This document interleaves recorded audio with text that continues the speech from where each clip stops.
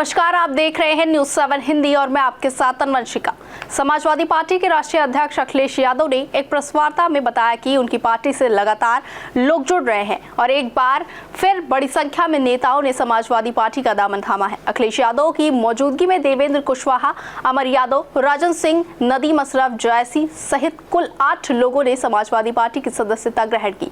वहीं अखिलेश यादव ने खुद इन सभी को पार्टी में शामिल कराया और कहा कि समाजवादी विचारधारा, बाबा साहब की नीतियों और पीडीए की लड़ाई से प्रभावित होकर लोग खुद पार्टी से जुड़ रहे हैं। उन्होंने कहा कि बिंद समाज के लोगों का पार्टी में आना इस संघर्ष को और मजबूत करेगा। साथ ही प्रेस से बातचीत में अखिलेश यादव ने यह भी कहा कि जब हम पत्रकारों से नहीं मिल पाते तो हमें खराब लगता है, क्योंकि मीडिया लोकतंत्र की एक अहम कड़ी है। उन्होंने कहा कि नेताजी के आंदोलन को मजबूत बनाने के लिए लोग लगातार समाजवादी पार्टी से जुड़ रहे हैं। मैं आपसे कई बार कह चुका हूँ, ये हमारे विधायक हैं,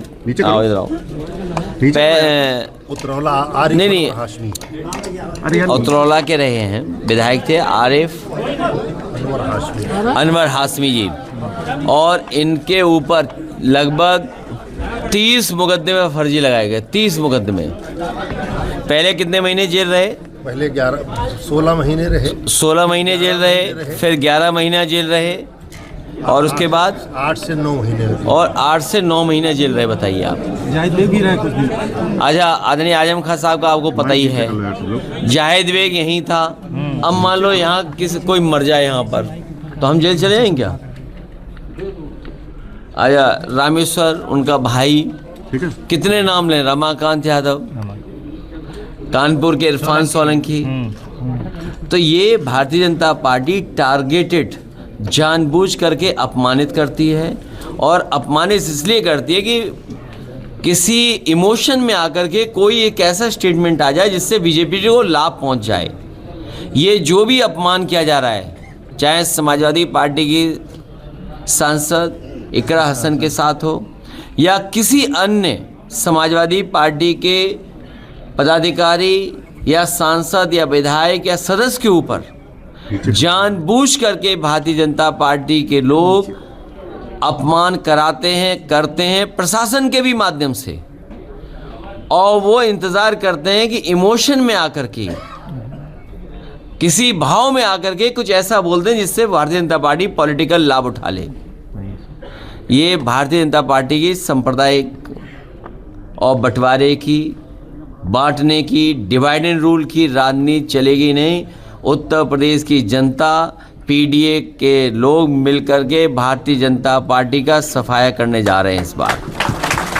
त्योहार पे बहुत बधाई आपको। और जब त्योहार है तो महंगाई महसूस कर रहे होंगे लोग।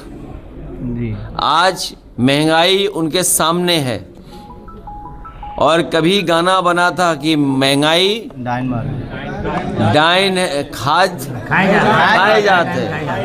तो सोचिए किस जमाने में गाना बना, और जब महंगाई को देखोगे तो वही दिखाई देगा आपको। आया सोना बताइए कहाँ पहुँच गया है? 1,38,000 करें।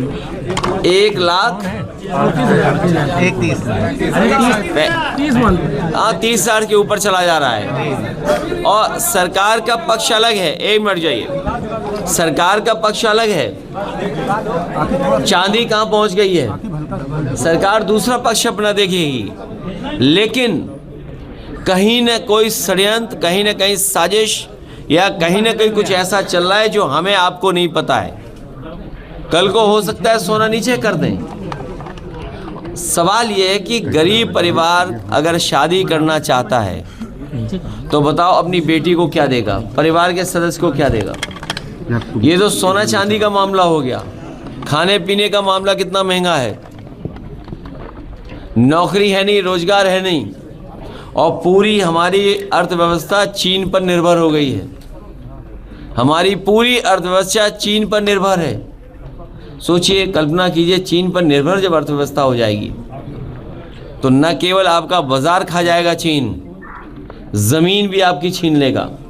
ये जो भारतीय जनता पार्टी के लोग बड़ी बड़ी बातें कर रहे हैं, बड़े बड़े तस्वीरें दिखा रहे हैं, ये भारत का क्षेत्रफल नहीं बता पा रहे हैं।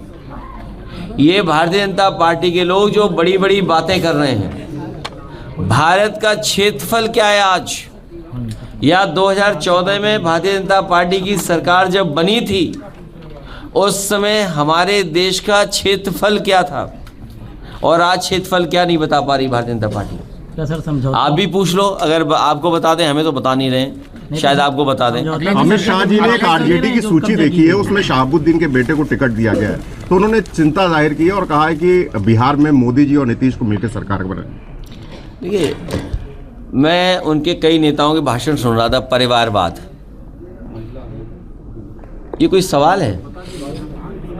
परिवारवाद कोई सवाल है? कोई बड़ा सवाल बनता ही है? सोना महंगा हो गया, चांदी महंगी हो गई, भ्रष्टाचार हो गया, बेईमानी हो गई, लूट हो गई, डकैती हो गई, ये इशू नहीं है। और आप कितनी सफाई से कमा रहे हैं पैसा,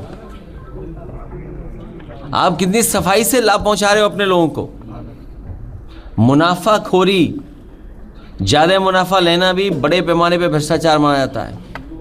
आप मुनाफा कमाने दे रहे हो आप कुछ लोगों को, और उत्तर प्रदेश का तो कमाल देख ही रहे होगे आप, यहाँ नहीं दिखाई दे रहा है क्या लूट मची हुई है यहाँ पर। ऐसी खबरों के लिए देखते रहिए न्यूज़ 7 हिंदी।